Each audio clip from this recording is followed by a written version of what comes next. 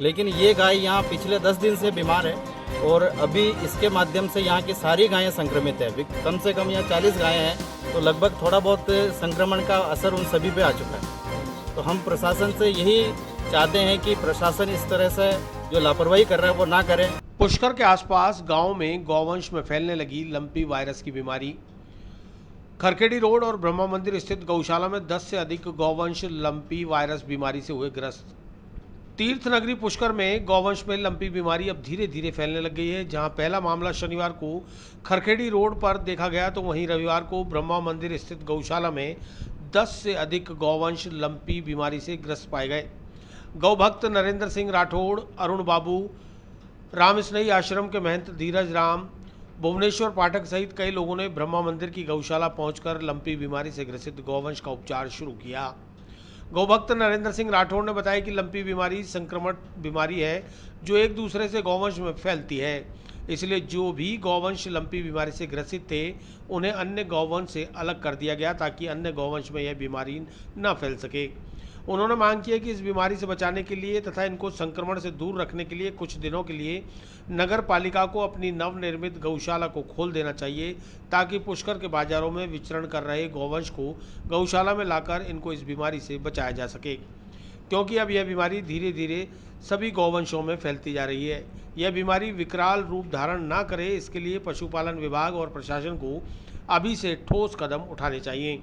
रामस्नेही आश्रम के महंत धीरज राम ने कहा कि गौवंश की रक्षा करना हमारा कर्तव्य है।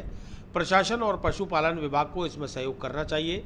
इसके अलावा नगर पालिका द्वारा नवनिर्मित गौशाला को गौवंश के लिए खोल देना चाहिए ताकि जो गौवंश बाजारों में वे घाटों पर विचरित कर रहे हैं वह आराम से नवनिर्मित गौशाला में रह सकें। उन्होंने कहा कि गौवंश की सेवा हम कर लेंगे, बस भामाशाह, प्रशासन, नगर पालिका, जनप्रतिनिधि इसमें हमारा सहयोग करें। इस अवसर पर महंत धीरज राम ने सभी लोगों और भामाशाहों से अपील की है कि गौवंश को बचाने के लिए आगे आएं और मदद करें। गौवंश को लंपी बीमारी से बचाने के लिए गौ भक्तों के द्वारा कस्बे के बाजारों व घाटों पर विचरण कर रहे गौवंश पर स्प्रे किया गया और इलाज किया गया। इस अवसर पर संत धीरज राम, रामस्नेही, समाजसेवी अरुण बाबू, गौ भक्त नरेंद्र सिंह राठौड़, आशुतोष शर्मा, भुवनेश्वर पाठक, भवानी सिंह, सांवरिया शर्मा, मेघराज गौ सेवा में मौजूद रहे।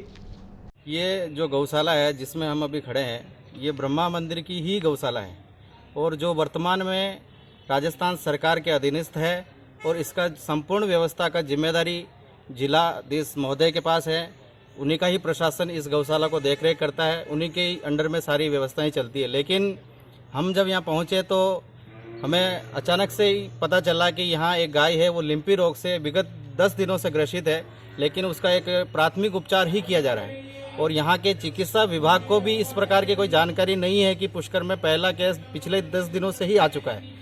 जब हम चिकित्सा अधिकारी के पास गए और मीडिया के बंधु भी गए तो उन्होंने अपनी बात रखी कि अभी तक पुष्कर में कोई केस नहीं आया, जबकि वो बता रहे हैं कि पहला केस खरखेड़ी रोड पे कल सुबह मिला है। लेकिन ये गाय यहाँ पिछले 10 दिन से बीमार है और अभी इसके माध्यम से यहाँ की सारी गायें संक्रमित है। कम से कम यहाँ 40 गायें हैं, तो लगभग थोड़ा बहुत संक्रमण का असर उन सभी पे आ चुका है। तो हम प्रशासन से यही चाहते हैं कि प्रशासन इस तरह से जो लापरवाही कर रहा है वो ना करें, क्योंकि ये बहुत बड़ी महामारी है। इसमें कई सारे भामाशाह भी सहयोग कर रहे हैं, कई सारे जो धार्मिक लोग हैं, गौ भक्त है, वो सब अपना तन मन धन से समर्पण भाव रख के सेवा कर रहे हैं। तो प्रशासन को भी राज्य सरकार के द्वारा बहुत कुछ निर्देश दिया जा चुका है कि इस बीमारी से लड़ने के लिए सारी व्यवस्थाएं करें, लेकिन अभी तक अजमेर जिले में प्रशासन सिर्फ मीडिया के माध्यम से ही चल रहा है।